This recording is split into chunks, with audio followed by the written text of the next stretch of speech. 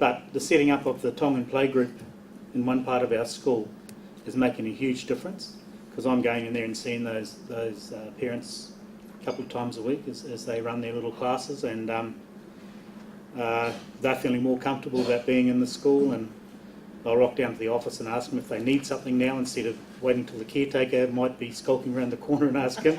So they'll come and see me, which is good. They're not shy anymore, and that's made a big difference to our relationships there. I'm also really lucky to have the services on my staff of one of our Tongan community members working as a teacher aide in my school.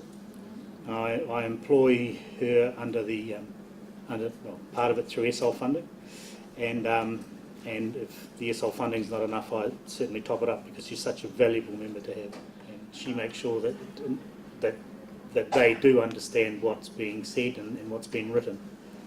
So she's fantastic. She does way more work than what I pay her for. She's fantastic.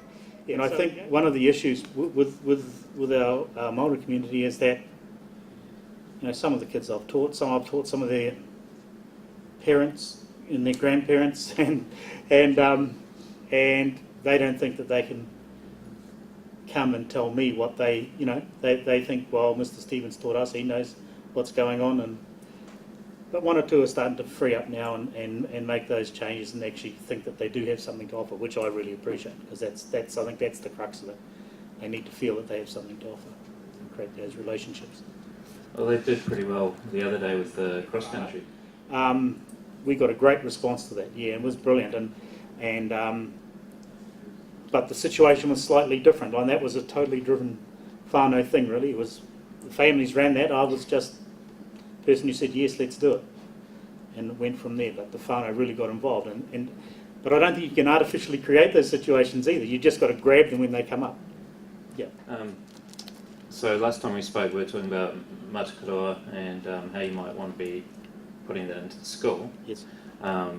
Obviously, you haven't gone down that track because we haven't seen that style of things. So what have you been doing in the last year to start bridging the gap between you and the whānau? And then, about 4 or 5 years ago now, I don't know how long, the document Tā Tai Ako came out. And straight away, I saw that as kahikatea in action, and we could see how we could positively get into and start moving things using that document. And so I brought out all the things that our school's about. You know, obviously ako, but whanaungatanga and manaakitanga, really just, and whenuatanga, which is strong within the school, thinking about the land, the history. That's all part of our deal. So Tā Tai Ako fitted perfectly for us, and we spent over a term unpacking that document through, I hate that term unpacking, but it fits good, I suppose,